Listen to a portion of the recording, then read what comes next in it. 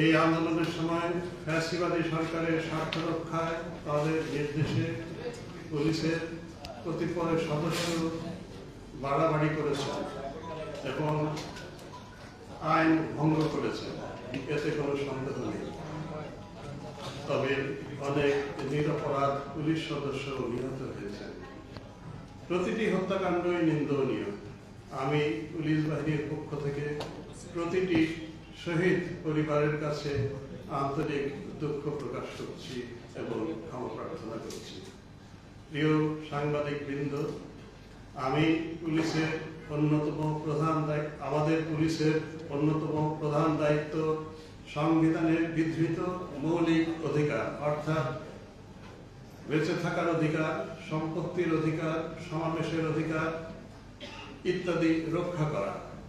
মাঠ পর্যায়ে আদালতের পক্ষে এই রক্ষার কাজটা পুলিশই করে থাকে। এই বাহিনীর সদস্যরা দেশের সকল সময়ে সর্বোচ্চ আন্তরিকতা, নিষ্ঠা ও পেশাদারিত্বের সাথে দায়িত্ব পালন করার চেষ্টা করে আসছেন। আমরা আমাদের উপর অর্পিত আইনি দায়িত্ব পালনে প্রতিশ্রুতিবদ্ধ। প্রিয় বন্ধুগণ, আপনারা জানেন 5ই আগস্টের পর বাংলাদেশ পুলিশ এক বিশাল চ্যালেঞ্জের সম্মুখীন হয়েছে। পুলিশের জীবন ও সম্পত্তিরও ক্ষয়ক্ষতি হয়েছে। তবে দেশবাসীর প্রত্যাশায় এবং সহযোগিতায় এবং সরকারেরও সহযোগিতায় ধীরে ধীরে বাংলাদেশ পুলিশের অপারেশনাল কার্যক্রমে আমরা গতিশীলতা নিয়ে আসার চেষ্টা করছি। এক্ষেত্রে বৈষম্য বিরোধী ছাত্র আন্দোলনের নেতৃবৃন্দ, দেশপ্রেমিক সশস্ত্র বাহিনী, বিজিবি, আনসার, কোস্টগার্ড, রাজনৈতিক নেতৃবৃন্দ, গণমাধ্যমের কর্মী, আপনারা সাংবাদিক বৃন্দ, সুশীল সমাজ, দেশের সম্মানিত সকল নাগরিকগণ আন্তরিকভাবে আমাদের সহযোগিতায় এগিয়ে আসছেন। আমি সেজন্য তাদের সকলের প্রতি কৃতজ্ঞতা প্রকাশ করছি।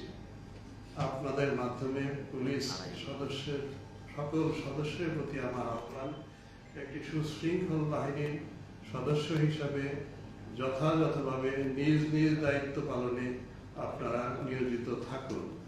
আপনাদের পেশাগত নিরাপত্তা ও সার্বিক কল্যাণ নিশ্চিত করা আমাদের পবিত্র দায়িত্ব। প্রিয় উপস্থিতি, আমার আরেকটা প্রধান দায়িত্ব হবে দেশের আইন শৃঙ্খলা পরিস্থিতির উন্নয়ন। সমাজকে একটা স্থিতাবস্থায় এনে একটি অবাধ, নিরপেক্ষ ও সুষ্ঠু নির্বাচনের পরিবেশ তৈরি করা। এই লক্ষ্য অর্জনে আমি আপনাদের সকলের সার্বিক সহযোগিতা কামনা করছি। এ সকল উদ্দেশ্য সাধনের জন্য পুলিশ সদস্যদের মনোবল ফিরিয়ে এনে তাদের আত্মবিশ্বাস জাগ্রত করার লক্ষ্যে আমরা সর্বতোভাবে সচেষ্ট আছি। দেশের জনগণের সমর্থন এবং সহযোগিতা ছাড়া পুলিশের একার পক্ষে বর্তমান পরিস্থিতি থেকে উত্তরণ করা দুরূহ। অপরাধ দমন এবং আইন শৃঙ্খলা রক্ষায় আমি সবিনয়ে দেশের জনগণের আন্তরিক সহযোগিতা প্রত্যাশা করছি। আমি বিশ্বাস করি পুলিশ সদস্যদেরকে তাদের কার্যক্রমের মাধ্যমেই জনগণের আস্থা অর্জন করতে হবে। এজন্য জনগণের সাথে বিনয়ী আচরণ করতে হবে। পুলিশের কাছে আইনি সেবা নিতে আসা জনগণ তাদেরকে সেবা প্রদানে আন্তরিকতা ও নিষ্ঠার সাথে দায়িত্ব পালন করতে হবে। অপরাধ সংগঠিত হলে প্রযোজ্য ক্ষেত্রে পুলিশ বাহিনীর দায়িত্ব হচ্ছে তল্লাশি করা, মালামাল জব্দ করা, অপরাধীকে গ্রেফতার করে আদালতে সোপর্দ করা। বাংলাদেশ পুলিশের উপরে অর্পিত আইনি দায়িত্ব আমরা যথাযথ পালনে সচেষ্ট থাকি। আপনারা জানেন, বর্তমান সরকার রাষ্ট্রের বিভিন্ন ক্ষেত্রে সংস্কারের পাশাপাশি পুলিশ সংস্কারের উদ্যোগও গ্রহণ করেছে। পুলিশ সংস্কার কমিশনের প্রণীতব্য সুপারিশ বাস্তবায়নের ফলে আমাদের এই প্রতিষ্ঠান সত্যিকার অর্থে জনবান্ধব হয়ে উঠবে বলে আমার বিশ্বাস। পুলিশ বাহিনীর সদস্যদের কোনো ধরনের দুর্নীতি, অসদাচরণ বা শৃঙ্খলা ভঙ্গের ঘটনার ক্ষেত্রে আমরা কোনো ধরনের ছাড় দেব না। এ ধরনের অভিযোগ প্রমাণিত হলে দায়ী ব্যক্তির বিরুদ্ধে বিভাগীয় এবং আইনি ব্যবস্থা গ্রহণ করা হবে। ছাত্র জনতার অভ্যুত্থানের ফলে দেশে ইতিবাচক পরিবর্তনের যে সুযোগ তৈরি হয়েছে তা কাজে লাগাতে আমরা সচেষ্ট থাকব। পারস্পরিক সৌহার্দ্য, সম্প্রীতি ও ভ্রাতৃত্ববোধে উজ্জীবিত হয়ে আমরা সকলে মিলেমিশে একযোগে কাজ করে আমাদের প্রিয় মাতৃভূমিকে উন্নয়ন ও সমৃদ্ধির পথে এগিয়ে নিয়ে যাব বলে আমাদের প্রতিজ্ঞা। প্রিয় সাংবাদিক বন্ধুরা, আমরা সবসময় আপনাদের সার্বিক সহযোগিতা পেয়ে আসছি। আমরা আপনাদের গঠনমূলক সমালোচনা ও পরামর্শ প্রত্যাশা করি। বাংলাদেশ পুলিশের প্রতি আপনাদের এই সহযোগিতা আগামীতেও অব্যাহত থাকবে বলে আমি বিশ্বাস করি। আমাদের আজকে এই অনুষ্ঠানে উপস্থিত থেকে আপনারা আমার বক্তব্য শুনেছেন, সেজন্য আপনাদের সকলকে আন্তরিক ধন্যবাদ। আমি সকলের সার্বিক কল্যাণ ও মঙ্গল কামনা করছি। আল্লাহ আমাদের সকলের সহায়।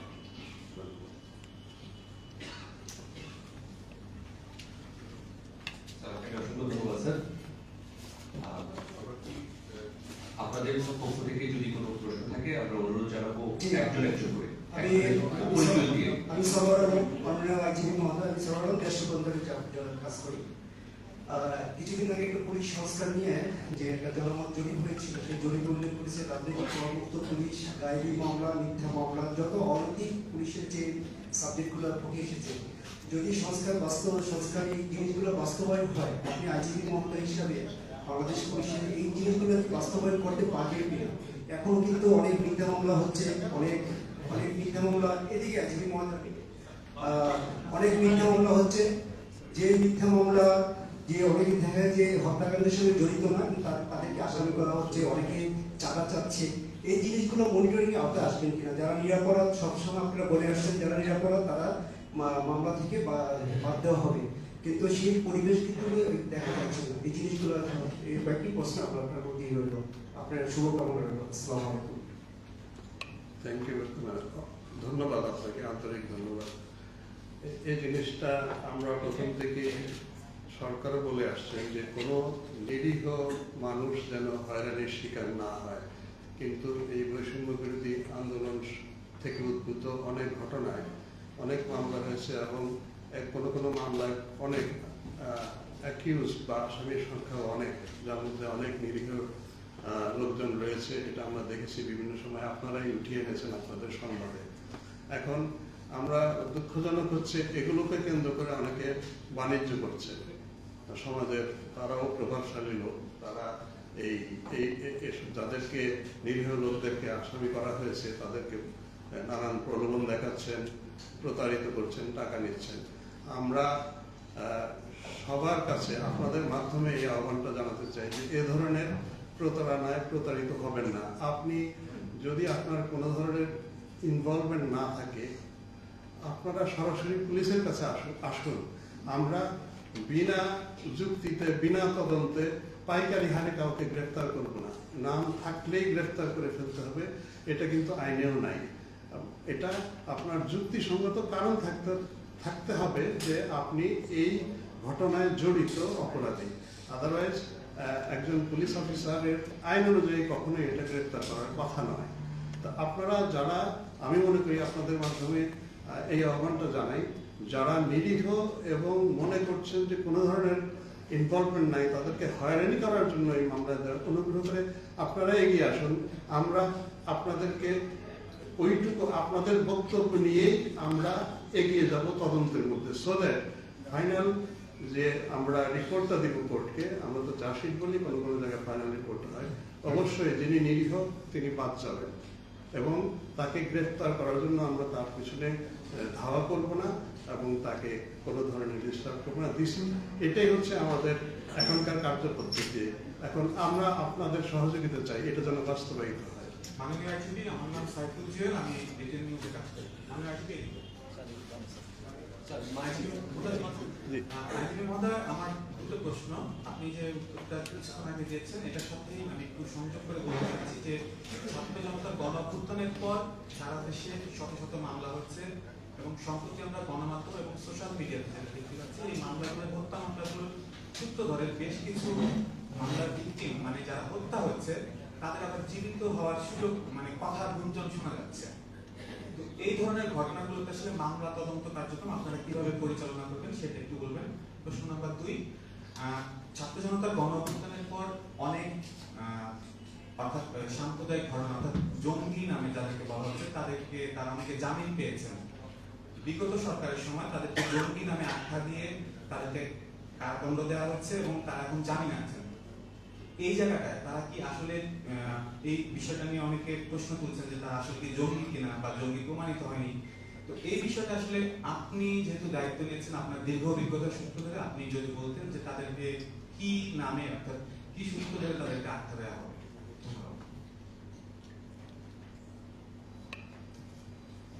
প্রথমটা ছিল হচ্ছে ও আসামি বাইরে আছে, বিদেশে আছে, ও মরে নাই। মানে হত্যা মামলায় বলা হচ্ছে উনি মারা গেছেন, কিন্তু পরে শোনা যাচ্ছে যে না উনি মারা যাননি, অন্য কথা। এই ক্ষেত্রে আমাদের তো সুস্পষ্ট আইনের পদ্ধতিই আছে আসলে। এটা যদি ওনার ভুল বোঝার কারণে উনি হত্যা মামলা দিয়ে থাকেন তাহলে তার বিরুদ্ধে মিথ্যা মামলা দায়েরের অভিযোগটা আসবে না। কিন্তু এটা যদি বাই মিস্টেক মানে একেবারে ইন গুড ফেথই হয়ে থাকে সেই ক্ষেত্রে মামলাটা শুধু ফাইনাল রিপোর্টই হবে, মানে মিস্টেক অফ ফ্যাক্ট হিসেবে ফাইনাল রিপোর্ট হবে, কিন্তু বাদের বিরুদ্ধে আবার এই পুনরায় 211 ধারায় প্রসিকিউশন হবে না। কিন্তু উনি যদি ইচ্ছা করে করে থাকেন তাহলে কিন্তু আইনে বলা আছে যে 211-তে আবার তাকে বিচারের মুখোমুখি হতে হবে যে আপনি জেনে শুনে কেন একজন জীবিত মানুষকে মৃত দেখিয়ে মামলা করলেন। এটাই আইনের ধারাটা। এখন এটাই আমাদের ফলো করা, অনুসরণ করা উচিত। আমরা এভাবেই চেষ্টা করবো করতে আর কি। দ্বিতীয় অংশটা হচ্ছে যাদেরকে আসলে আদালত যদি জামিন দিয়ে থাকেন অথবা তাকে খালাস দিয়ে থাকেন, আদালতের যে রায়টা সেটাই তো হচ্ছে আপনার চূড়ান্ত। আমরা যাই বলি না কেন কাজে ওইটাকেই আমরা রেসপেক্ট করবো অথবা শ্রদ্ধা করবো। আমরা তো এর বাইরে অন্য কিছু বলতে যাবো না। আমার নাম সামিহা, আমি এএফপি তে কাজ করি। আমার দুটো প্রশ্ন ছিল, ওটার সঙ্গে একটু সম্পূরক। সেটা হচ্ছে যে এর আগে আনসারুল ইসলামের নেতৃস্থানীয় ব্যক্তি জিয়াউল হককে ধরিয়ে দেওয়ার জন্য পুলিশ সদর দপ্তর থেকে পুরস্কার ঘোষণা করা হয়েছে। তো আপনারা কি এখনো সেই জায়গায় আছেন? তিনি কি এখনো ফেরার এবং তাকে ধরিয়ে দিলে পুরস্কার দেওয়া হবে? তিনি কি শীর্ষ জঙ্গি হিসেবেই আপনাদের সাথে আছেন কিনা? এটা হচ্ছে আমার প্রথম প্রশ্ন।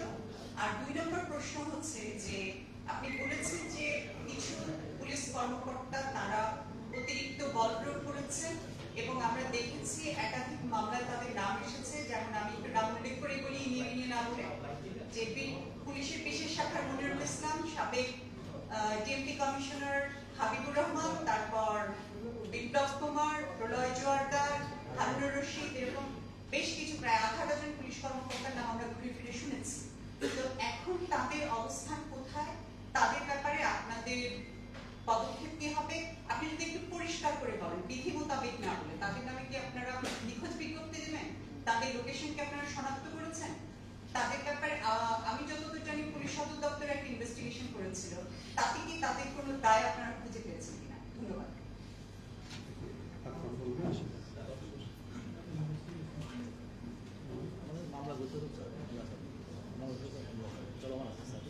এই জিনিস আসলে এই যারা এরকম আপনারা যে নামগুলো বললেন, আমরা গণমাধ্যমে অনেক তথ্য পেয়েছি। আমরা আমাদের নিজস্ব তদন্ত প্রক্রিয়াতেও আমরা এই কাজটা চলমান আছে। এখন এক্স্যাক্টলি যে নামগুলো আপনারা বললেন প্রত্যেকের অবস্থান আমরা যে বের করতে পেরেছি, this has not yet been done actually. আমরা but we are in process. মানে এই মুহূর্তে আমি বলে দিতে পারছি না আপনাকে যে আমরা অমুকে অমুক জায়গায় আছে, আমরা অমুকে অমুক জায়গায় ইয়ে করবো। এখন এটা আপনারা তো জানেনই যে যদি দেশের ভেতরে থাকেন, যদি আমরা অবস্থানটা চিহ্নিত করতে পারি, অবশ্যই তিনি আইনের আওতায় আসবেন, তাকে গ্রেফতার করবো। যদি বাইরে থাকেন তাহলে তো সেটারও তো বিধিগত প্রক্রিয়া আছে। কিন্তু আই এম সরি যে স্পেসিফিক যে উনি কোথায় আছেন, ওনাকে কবে ইয়ে করবেন, কিভাবে করবেন স্পেসিফিক্যালি পার্সোনাল আমি এই মুহূর্তে বলতে পারছি না। কিন্তু ওই যে আপনি যে আশঙ্কাটা করেছেন যে বিধিগতভাবে করবো, উত্তর দিবেন না, আমাকে বাধ্য হয়ে কিন্তু এই জায়গায় এই উত্তরটাই দিতে হচ্ছে আসলে। But we are on the job. আমরা কিন্তু আমাদের প্রযুক্তিগত সক্ষমতা যতটুকু আছে সেটা কাজে লাগিয়ে উই আর আফটার দ্যাট। এই ব্যাপারে আপনারা নিশ্চিত থাকতে পারেন। তাদের কোনো দায় কি প্রমাণিত হয়েছে আপনাদের এখন পর্যন্ত চলা ইনভেস্টিগেশন? মানে প্রমাণিত হয়েছে যে এটা আমি বলবো তখনই যখন I will close the case আসলে। হ্যাঁ, এখনো তো চলছে। তবে সাধারণভাবে আপনাদের যে ধারণা, আমারও কিন্তু তাই ধারণা, কেউই দায় এড়াতে পারবেন না। মানে আপনারাই তো দেখেছেন, তারা কেউ কেউ তো সশরীরে থেকে পুলিশকে কমান্ড করেছেন। তাহলে কিভাবে মানে আপনি বলবেন যে কোনো দায় নাই? অবশ্যই আছে, কিন্তু আমার কথা হচ্ছে যে আইনগত প্রক্রিয়া সাক্ষ্য প্রমাণ দিয়ে আমাকে একেবারে দেখাতে হবে যে অমুককে বলেছেন, অমুকে বলেছে, অথবা ওয়্যারলেসের এই রেকর্ডটা আছে। ওই সবগুলো জোগাড় করে আমি কোর্টকে দিলে কোর্ট তখনই বিশ্বাস করবে। এমনিতে যতই আমি বলি যে উনি করেছেন, বিশ্বাস করবে না। ওই প্রক্রিয়াটাই কিন্তু আমরা we are on that job. আমরা খুবই এসব ব্যাপারে আমরা, যেহেতু এটা একটা স্পর্শকাতর এবং এতগুলো মানুষ মারা গেছে, ১,৫০০ লোক এই কয়েকদিনে, বাংলাদেশের ইতিহাসে কেন, এই অন্য কোথাও এই সাবকন্টিনেন্টের ইতিহাসেও কিন্তু এরকম নাই। কাজে আমরা এগুলো আন্তরিকতার মাধ্যমেই চেষ্টা করছি। এখন আপনাদের সাহায্য এবং সহযোগিতা চাই। আপনারা জানেন যে এরকম একটা চেঞ্জ ওভারের পরে আমাদের সক্ষমতার মধ্যেও কিছুটা ব্যতিক্রম ঘটেছে। মানে সব সময় সব সঠিক লোকটা সঠিক জায়গায় দিয়ে আমরা এখনো সারতে পারিনি।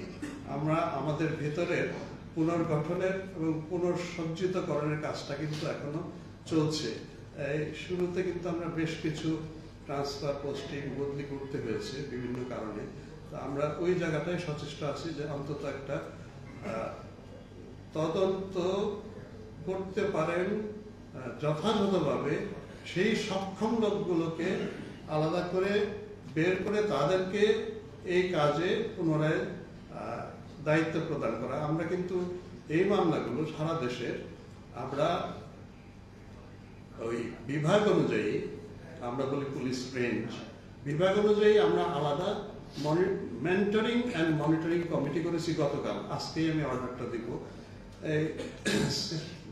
ঊর্ধ্বতন এবং অভিজ্ঞ প্রাজ্ঞ কিছু তদন্তকারী এবং তার সাথে যারা আমাদের এই ডিপার্টমেন্ট থেকে অবসর নিয়ে চলে গেছেন, এর যাদের বিপুল অভিজ্ঞতা আছে, তাদেরকেও সাথে নিয়ে আমরা ৮টা জায়গায় ৮টা আলাদা মেন্টরিং টিম করেছি এবং তাদের দায়িত্ব হচ্ছে ওই প্রতি জেলায়, প্রতি থানায় যে এই মামলাগুলো হয়েছে, এই মামলাগুলোর তদন্তকারীকে গাইডেন্স দেওয়া এবং প্রয়োজনে মেন্টরিং করা।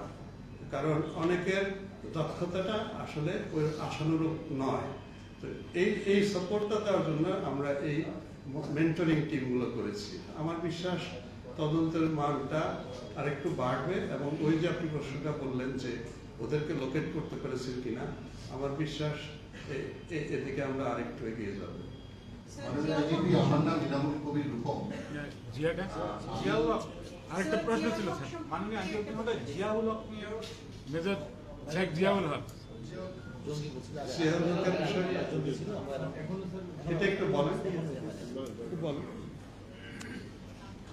সরি, আমি তো পুরোটা এখনো নট ইন পিকচার। আমি ডিআইজি অপারেশনস, আমি ডিআইজি ক্রাইমের দায়িত্বে আছি। আসলে জিয়াউল হকের বিষয়টা হচ্ছে যে আমাদের কিন্তু লিগ্যাল স্ট্যাটাস কিন্তু আগের মতোই, মানে কোর্ট থেকে এসে তার তো যে মামলা আছে কোনো খালাস বা এরকম কিছু কিন্তু এখনো হয়নি। সেটা থেকে যখন যদি সে খালাস হয় সে অনুযায়ী ব্যবস্থা হবে, আর যদি সে কনভিক্টেড হয় সে অনুযায়ী ব্যবস্থা হবে। আপাতত আমাদের আসলে বাইরে কোনো তথ্য নেই। আসসালামু আলাইকুম, আইনজীবী মহোদয়, আমার নাম সাইদ বাবলু। আমি প্রতিদিনের বাংলাদেশে কাজ করি। আমি স্বামী আমার প্রশ্ন সূত্রধরে বলতে চাই, যে সমস্ত পুলিশ কর্মকর্তার নাম এখানে এসেছে আমরা জানি তাদের বিষয়ে বলা হচ্ছে তারা আওয়ামী লীগ সরকারের সময়ে তাদের নেতৃত্বে পুলিশ একটি পলিটিক্যাল অর্গানাইজেশনে পরিণত হয়েছে এবং গণহত্যার নেতৃত্বে তারাই ছিলেন। তাদেরকে পালাতে পুলিশেরই লোকজন সহযোগিতা করেছে। পক্ষান্তরে 5 আগস্টের পর যে সমস্ত হত্যা মামলা হয়েছে, এই হত্যা মামলায় অনেক পেশাদার পুলিশ কর্মকর্তারাও আসামি হয়েছেন যারা হত্যাকাণ্ডের সাথে জড়িত ছিলেন না। দ্বিতীয় হচ্ছে অনেক 16 জন ডিআইজি সংযুক্ত হয়েছে। এই 16 জন ডিআইজির মধ্যে এমন পুলিশ কর্মকর্তারা আছেন যারা ব্যক্তিগতভাবে বেতনের টাকায় চলেন, তাদেরকে সরকারের দোষর হিসেবে আখ্যা দিয়ে সংযুক্ত করে রাখা হয়েছে, যার প্রভাব পুলিশের পড়েছে। পুলিশ এখন কোনো অ্যাকশনে যেতে পারছে না। আমরা উদাহরণ যদি বলি, চট্টগ্রামের পুলিশের সামনে একটি নৃশংস হত্যাকাণ্ড হয়েছে, পুলিশ কিছু করতে পারেনি। ঢাকায় অনেকগুলো সহিংসতা হয়েছে, বিভিন্ন আন্দোলন হয়েছে, পুলিশ নিষ্ক্রিয় ছিল। এই বিষয়ে এই যে পেশাদার পুলিশ যারা সংযুক্ত হয়ে আছে, যাদের কোনো পলিটিক্যাল ইয়া ছিল না, এই বিষয়ে আপনি তদন্ত করে তাদের বিষয়ে কোনো তাদের চাকরি ফিরে পেতে পারে। আর পক্ষান্তরে যেই সরকারের দোষর হিসেবে যে গণহত্যায় নেতৃত্ব দেওয়া পুলিশ সদস্য কর্মকর্তারা যারা পালিয়েছেন, তাদেরকে কারা পালাতে সহযোগিতা করেছে সেই বিষয়ে আপনি তদন্ত করবেন কিনা, এটা আমার প্রশ্ন। আর মাননীয় আইজিপি, আমার আরেকটি আপনার কাছে জানতে চাওয়া, এই পুলিশ হেডকোয়ার্টার্সে আগে আমরা অবাক তথ্য পেতাম। সম্প্রতি আমরা লক্ষ্য করেছি জাভেদ পাটোয়ারির সময় এখানে একটা অপসংস্কৃতি চালু হয়েছে, তথ্য দিতে না চাওয়া, তথ্য লুকানো এবং সাংবাদিকদেরকে মানে যত পারে এড়িয়ে যাওয়া। সম্প্রতি আমরা এরকম হয়েছে, তথ্য অধিকার আইনে তথ্য চেয়েছি, সেই তথ্য দিতেও আইজিপির হস্তক্ষেপ করা লাগছে। ডিআইজি ক্রাইম সেকশন যেটা, মানে ক্রাইম সেকশন যেটা, সেটা তো এরকম হয়েছে, ওইখানে যারা দায়িত্বশীল আছে তারা নিজেদেরকে এমন মনে করেন যে তারা ছাড়া এদেশে আর কোনো মানুষ না। আমরা তথ্য চেয়ে তথ্য পাই না, আমরা সাধারণ কর্মী, আমরা এখানে কোনো তদবির করতে আসি না, অথচ আমরা তথ্য পেতে পদে পদে হয়রানি শিকার হই। তথ্য চাওয়ার পর টেলিফোনে তথ্য দেওয়া হয় না। আপনার এখানে অনেক কর্মকর্তা আছেন, তাদের সরকারি ফোন আছে, তাদের সরকারি ফোনে আমরা কোনো রেসপন্স পাই না। এখানে ডিআইজি মিডিয়া একটা পদ ছিল যেটা বিলুপ্ত করা হয়েছে। আমাদের অনেক সংবাদে ডিআইজি নিচে নয় এরকম কর্মকর্তার বক্তব্য দেওয়া যায় না। ডিআইজি মিডিয়া আইজিপি বা পুলিশ হেডকোয়ার্টার্সের মুখপাত্র হিসেবে কথা বলতে, তো সেটি বন্ধ করা হয়েছে, সেটি চালু করা হবে কিনা, আর আমরা যাতে তথ্য পেতে পারি সেই তথ্যের সহজীকরণে আপনি কোনো উদ্যোগ নেবেন কিনা। ধন্যবাদ মাননীয় আইজিপি। আমি একটু সাইদ বাবলু ভাইয়ের সাথে একটু সম্পূর্ণ অ্যাড করতে চাই। আমি জিয়া চৌধুরী, আমি দা বিজনেস স্ট্যান্ডার্ডে কাজ করি। আপনি একটু কিছুক্ষণ আগে একটা জিনিস মেনশন করেছেন যে this is the first, most probably the rarest case of the human history of the subcontinent history that এতগুলো মানুষ মারা গেছে। তো আমি রিসেন্টলি গ্লোবাল ইনভেস্টিগেটিভ জার্নালিজম নেটওয়ার্কের একটা ট্রেনিং প্রোগ্রামে গিয়েছি, সেখানে সারা পৃথিবীর বিভিন্ন দেশের ইনভেস্টিগেটিভ জার্নালিস্টরা এসেছিলেন। তারাও একটা তথ্য শুনে খুবই রেয়ার মানে সারপ্রাইজ হয়েছেন যে আমার পাশের দেশ ভুটান, নেপালে পুলিশের সদর দপ্তরের ওয়েবসাইটে তার ক্রাইম ডাটা দেয়া থাকে, কিন্তু বাংলাদেশের পুলিশ সদর দপ্তরের ক্রাইম ডাটা কেন দেয়া থাকে না? আমি এই প্রশ্নের উত্তরটা দিতে পারি নাই। আপনার মানে কর্মকালে বা মেয়াদে আপনি কি এই প্রশ্নের উত্তরটি দিতে পারবেন কিনা যে কেন এই ক্রাইম ডাটা পুলিশ সদর দপ্তরের ওয়েবসাইটে উন্মুক্ত করা হয় না? আরেকটা বিষয়, আপনার আগের যারা ছিলেন আপনার প্রিডেসেসর এবং যিনি আপনার ডিএমপি কমিশনার রিসেন্টলি যিনি উইথড্র হলেন, এই দুইজন they were given the task at a very critical juncture of Bangladesh political history, but they were withdrawn at a very critical time and all of a sudden এটা কি আপনি এটা কিভাবে দেখেন যে তাদেরকে কি উইথড্র করা হয়েছে? তারা কি ব্যর্থ ছিলেন? তারা কি আসলে দেশের ওই পরিস্থিতিকে তারা নিয়ন্ত্রণ করতে পারেননি? আপনার ব্যাখ্যা চেষ্টা করি।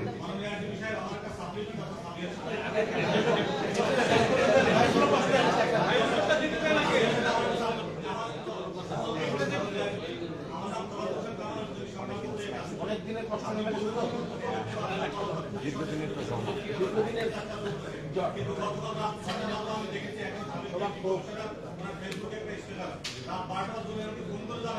যেটা উনি দেননি, ওনার পক্ষে লোকজন দিয়েছে, পরে উনি নানা রকম বিপদগত পরিস্থিতির মুক্ত হওয়ার কারণে ফেসবুক পোস্টটা উইথড্র করেছেন। ওনার নাম হচ্ছে হাবিবুর রহমান, সাবেক ডিএমপি কমিশনার। রাত 12টা আমার সাথে ফোনে কথা বলেছেন, কিন্তু আপনারা ওনাকে খুঁজে পাচ্ছেন না, উনি হত্যা মামলার আসামি। আচ্ছা, ধন্যবাদ।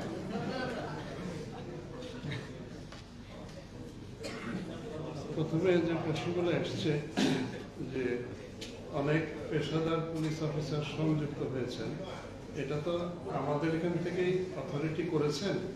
তো যদি এর মধ্যে কোনো ভুল হয়ে থাকে, যাকে করা উচিত হয়নি, আমি আপনার কাছ থেকে যদি আরেকটু তথ্য চাই, জিনিসগুলো আমি হয়তো আরেকটু খতিয়ে দেখতে পারি। কিন্তু আমাদের অথরিটি থেকে তো করা হয়েছে। এটা যে মানে আউটরাইট আমি তো আর বলতে পারি না যে সব ভুল হয়েছে, তবে আপনারা ভালো জানেন অনেক কোথাও কাজ করতে গিয়ে তো ভুল হতেও পারে। তো সেটা of course I do like to look into ইট, যে এরকম কেউ ভিক্টিমাইজড হলেন কিনা or nothing.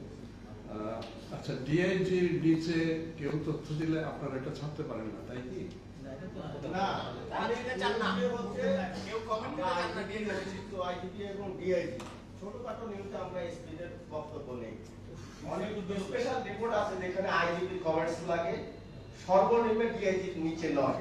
আগে ডিআইজি মিডিয়া একটা পদ ছিল যেটা উনি মুখপাত্র হিসেবে কাজ করতেন এবং আমরা তথ্য পেতাম।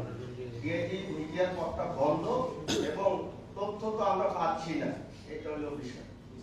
এআইজি মিডিয়া তো আছেন, উনি তো ওনার সঙ্গে আমাদের যোগাযোগ হয়, ওনার সঙ্গে তথ্য চাওয়ার পর উনি ওনার আন্তরিকতা, উনি ওনাকে ডিআইজি তথ্য না দিলে তো উনি কোথেকে দিবেন? উনি তথ্য দিতে দিতে আমাদের নিউজ ছাপা হয়ে যায়। এরকম হয়েছে 3টা নিউজ আমার লিড হয়েছে, তথ্য যেতে যেতে ওনারা দিয়েছেন 3 মাস পর, মানে 3 মাসে 15 দিনের মধ্যে আমার নিউজ ছাপা হয়ে গেছে।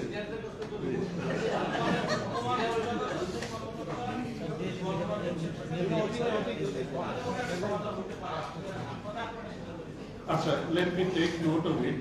কেমন যদি এরকমই আপনারা মনে করেন যে ডিআইজি মিডিয়া এরকম থাকলে আপনাদের জন্য বেটার হবে, লেট মি লুক ইনটু ইট। আমার মনে হয় এটা করা সম্ভব।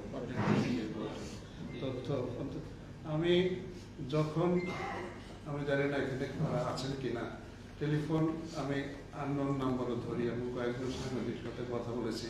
কারো সময় ছিল বলে ডিটেলস কথা বলেছি, আবার কাউকে বলেছি ভাই এখন পাচ্ছি না, সন্ধ্যার পরে করে। তো আমার ব্যক্তিগতভাবে ওই কোনো ধরনের এরকম নাই, আপনার অ্যাভার্সন নাই যে কথা বলতে পারবো না। কারণ হচ্ছে যে এই যদি অপরাধবোধ থাকে যে এটা বললে তো ওই জিনিসটা বেরিয়ে যাবে, ওই জায়গায় তো আমি দুর্বল, তখনই আসলে আমরা সংকুচিত থাকি এবং বলতে চাই না। তো ওই জায়গাটায় আমার কোনো দ্বিধা নেই। আমি মনে করি যে পুলিশ হেডকোয়ার্টার অন্যদেরও থাকা উচিত না। যদি কারো থেকে থাকে তারা শুধরে নেবেন। আর এখনকার সরকার তো ট্রান্সপারেন্ট সরকার, এখন তো এরকম না যে এই কাজটা করো, এটা চেপে রাখো, প্রেসকে জানিও না কিন্তু এটা করে ফেলো। এই খুন গুম আয়নাঘর এই সংস্কৃতি তো এখন আর নাই, এবং সরকার তো এগুলোকে শুধরানোর জন্য চেষ্টা করছে। তাহলে আমরাই বা কেন তথ্য চেপে রাখবো? ওই রকম কোনো দুর্বলতা থাকলেই তো তখন আমরা চেপে রাখার কথা আর কি, যেটা আগেও হয়েছে বিভিন্ন সময়। আমারও তো দীর্ঘদিনের পুলিশের চাকরি, আসলে এটা হয়েছে, এটা সত্যি, মানে there is no denying the fact। কিন্তু আমি অন্তত যতদিন আছি চেষ্টা করবো টু বি কি বলে ওপেন টু ইউ, এবং যদি ওইরকম কিছু থাকে যেটা জাতীয় নিরাপত্তা সংক্রান্ত অথবা সরকার বিব্রত, আমি তখন আপনাকে বলবো যে ভাই এটা অফ দ্য রেকর্ড বলি, এই জিনিস আপনি ছাপবেন না, কিন্তু জিনিসটা এই আপনার কিউরিওসিটির জন্য এটা কিন্তু আপনারা করে থাকেন। আমি দেখছি, আমি এসপি হিসাবে আপনাদেরকে বলে দেখছি যে ভাই এটা কিন্তু অফ দ্য রেকর্ড জিনিসটাই, এবং আপনারা অত্যন্ত সম্মানের সাথে, এবং আমি অত্যন্ত দেখি, মানে আই এম ভেরি হ্যাপি যে আপনারা সেই কথা রাখেন, কখনোই আপনারা তো ইয়েতে ফেলেন না আমাদের। দ্যাট ইজ, অন্তত আমি পাইনি এরকম কিছু, আমি চেষ্টা করবো সেটা। এখন ক্রাইম ডেটা পুলিশ ওয়েবসাইটে, ক্রাইম ডেটা তো public data, it's not a special branch matters, it's not classified. Special ব্রাঞ্চের ইস্যুগুলো কিন্তু ক্লাসিফাইড, ওগুলো আমরা, কিন্তু অপরাধের পরিসংখ্যান আমি তো মনে করি দেওয়া উচিত, আমরা দিতে পারবো। আগে দেওয়া হতো স্যার, আগে ওয়েবসাইট থেকে আমরা ওয়েবসাইটে ছিল এটা, কিন্তু এখন ওয়েবসাইট আগে পেয়েছি আমরা। আমি মনে করি আমরা দিয়ে দিব, আমার কোনো দ্বিধা নেই দিতে। এতগুলো ডাকাতি হয়েছে, আমার কেন বলবো না আপনাকে? এটা তো গোপন করার কিছু না। মাননীয় আইজিপি, আমার নাম ইনামুল কবির। এনামুলের উপর একটা মিনিট ভাই, মাননীয় উপদেষ্টাদের বলে, আমাকে মাননীয় না প্লিজ, জনক বলেন অথবা whatever it is, জি।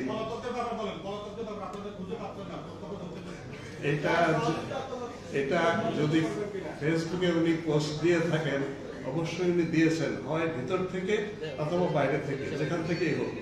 আমরা যেটা আমি বললাম, আমাদের হ্যাঁ হতে পারে আমরা আমাদের প্রযুক্তিগত সক্ষমতা যতটুকু আছে এটা দিয়ে আমি চেষ্টা করছি। আমার আন্তরিকতা ব্যক্তিগতভাবে আমার নেই, এবং আমার যে টিম আছে আমি আশা করি তাদেরও নেই, এখন কোনো আন্তরিকতার কোনো অভাব নেই। তারপরেও ভুল থাকতে পারে। আপনি যেহেতু একটা গুরুত্বপূর্ণ এবং সেন্সেশনাল জিনিস দিলেন, let me take note of it. হ্যাঁ, আমাদের যে যারা এই যে সোশ্যাল মিডিয়া মনিটর করে তাদেরকে আলাদাভাবে এই দায়িত্বটা আমি দিব, যেহেতু আপনি আলাদা করে বলছেন। আমার নাম এনামুল কবির রূপক। আইজিপি মহোদয়ের কাছে জানতে চাচ্ছি, ফ্যাসিবাদ বিরোধী আন্দোলনের সময় অনেক পুলিশ কর্মকর্তা, পুলিশ সদস্য নিহত হয়েছেন। তাদের ব্যাপারে, তাদের ফ্যামিলির ব্যাপারে পুলিশের পক্ষ থেকে কি ভূমিকা রাখা হয়েছে সেটা এখনো স্পষ্ট না, মানে পাবলিশ হয়নি, হয়তো আপনারা করেছেন। দ্বিতীয় হলো, বাংলাদেশ পুলিশের মাঠ পর্যায়ে এখনো পুলিশ সচল হয়নি, এটা হতে কতদিন সময় লাগবে? আরেকটা বিষয় হলো যে পুলিশের মাঠ পর্যায়ে প্রমোশন পেয়ে এডিশনাল ডিআইজি হয়ে 2-3 মাস হলো এখনো এসপি চেয়ারে বসে আছেন 9 জন, 9টা জেলা। খুবই বিব্রতকর অবস্থা। মাননীয় আইজিপি, পুলিশের কি এতই দৈন্য দশা যে 9 জন এসপি পোস্টিং দিতে পারছেন না? প্রথমটা যেন কি এটা একটু কে বলবেন? এটা ডিটেইলস একটা আছে আমাদের। আমরা আমাদের যে 44 জন পুলিশ সদস্য নিহত হয়েছে তাদের তালিকাটি আপনাদেরকে আমরা দিয়েছি, এবং পুলিশের পক্ষ থেকে ইতিমধ্যে স্যার ইতিমধ্যে 13 লক্ষ টাকা করে তাদের পরিবারকে দেওয়া হয়েছে, এবং সেটি আপনারা জানেন যে কিছু নগদ দেওয়া হয়েছে আর কিছু টাকা তাদেরকে ফিক্সড ডিপোজিট করে দেওয়া হয়েছে। 44 জন পুলিশ সদস্যের পরিবারের কাছে সেটি পৌঁছে দেওয়া হয়েছে। এবং যারা আহত হয়েছে, আমাদের প্রায় 2500 পুলিশ সদস্য আহত হয়েছে, তাদের প্রত্যেকের যে সুচিকিৎসা যেটি রয়েছে সেটি নিশ্চিত করা হয়েছে রাজারবাগ পুলিশ হাসপাতালে, এবং যদি বাইরে কোথাও ট্রিটমেন্টের প্রয়োজন পড়ে অন্যান্য হাসপাতালে সেটিও তাদের দেখভাল করা হয়েছে। এবং এখনো যারা আহত অবস্থায় আছে তাদের নিয়মিতভাবে তাদের পরিবারের সাথে, এবং আমাদের পুলিশ সদস্য যারা নিহত হয়েছে তাদের পরিবারের সাথেও আমাদের যে ওয়েলফেয়ার যে শাখা রয়েছে সেই শাখা থেকে নিয়মিতভাবে তাদের দেখভাল এবং খোঁজখবর দেওয়া হচ্ছে। আর আর্থিক সহযোগিতা যেটি সেটি তাদের কাছে এটি কিন্তু সরকারি যে সুযোগ সুবিধা রয়েছে এর বাইরের পুলিশের পক্ষ থেকে আসলে স্যার এই সহযোগিতাটুকু করা হচ্ছে। এমনিতে সরকারিভাবে যে সুবিধাটুকু পাওয়া দরকার, আর্থিক সুবিধাটুকু, সেটি তারা পাচ্ছেন। এর পাশাপাশি আমাদের পক্ষ থেকে সহযোগিতাটুকু করা হয়েছে।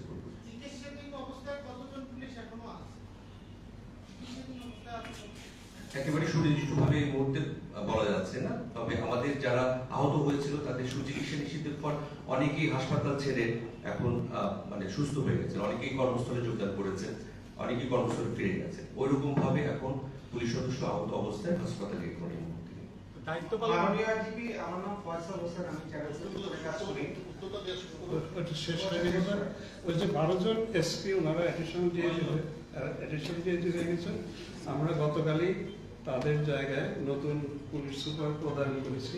আজকেই অর্ডারটা চলে যাবে যাতে তারা মুক্ত হয়ে যেতে পারেন এবং নতুন জায়গায় জয়েন করতে পারেন।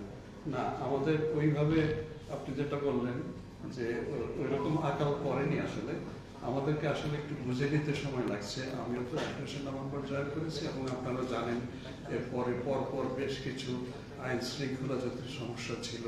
দুটো কলেজের বড় একটা সংঘর্ষ হলো, ব্যাটারি চালিত রিক্সা দিয়ে হলো, তারপরে অহিংস গণ অভ্যুত্থানের নামে বিশাল একটা জমায়েতের হলো এই, এবং এরপরে এই সনাতন জাগরণী জোট সংক্রান্ত চিন্ময় গ্রেফতার, মানে প্রতিটা মুহূর্তেই এত বেশি আমাদের সময় দিতে হয়েছে ওগুলোর পিছনে। আমি আমার ঘর সামলানোর কাজগুলো এগুলোকে আসলে ওই মুহূর্তেই আমি করতে শুরু করতে পারিনি, তবে এই সপ্তাহ থেকে আবার শুরু করেছি। এই কাজগুলো আস্তে আস্তে হবে, এটা আমার মনে হয় যে দেরি হবে না। আর পুলিশকে মাঠ পর্যায়ে সচল করার জন্য এইটা কিন্তু একটা বড় কাজ, এটা 1-2 দিনে যে হবে, আপনি যেটা জিজ্ঞাসা করছেন যে কবে হবে, এরকম timeline it is very difficult actually unless I get cooperation from the people. এখন মানুষের কাছ থেকে কেমনে পাবো? আমার কাছ থেকে যদি মানুষ একটা উপকার না পায়, সে কেন আমার উপরে আস্থা রাখবে, কেন সাহায্য করতে আসবে? কয়েকদিন আগেই তো আমি তাকে গুলি করে মেরেছি। এখন এই জায়গাটার থেকে একেবারে 360 ডিগ্রি টার্ন আপনার যে টু বি পিপল ফ্রেন্ডলি, এটা তো একটা হারকুলিয়ান টাস্ক অ্যাকচুয়ালি। আর একটা যেটা বললেন যে ওই যে অনেকে অন্যায়ভাবে সংযুক্ত হয়েছে অথবা অনাকাঙ্ক্ষিতভাবে, তার জন্য পুলিশের মোরাল এফেক্ট করে। পুলিশের মোরাল শুধু এই কারণে এফেক্ট করেনি, মূল যে কারণে পুলিশের নৈতিক শক্তি, কাজের স্পৃহা, এগুলো যেগুলো চলে গেছে, সেটা আসলে তারা যে এক্সপিরিয়েন্সের মধ্যে দিয়ে গিয়েছে স্টার্টিং ফ্রম এই 15ই জুলাই থেকে 5ই আগস্ট, মানে পুরো দেশবাসী কিন্তু গিয়েছে।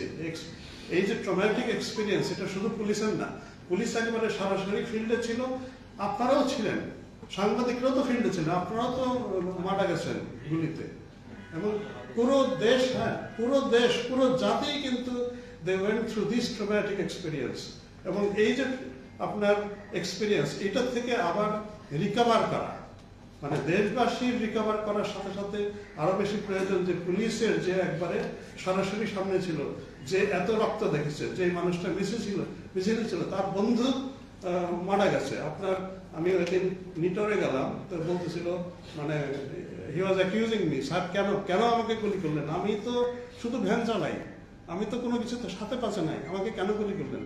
আমার তো কোনো জবাব নাই। আমি শুধু বলছি, ভাই I do not have any answer, আমি তোমার কাছে শুধু ক্ষমা চাইতে এসেছি, আমার আর কোনো উত্তর নেই। তো এই যে অভিজ্ঞতার ভিতর দিয়ে প্রতিটা মানুষ গেছে, এখান থেকে রিকভার আমাদের করতে একটু সময় দেন, আপনারা একটু সাহায্য করেন।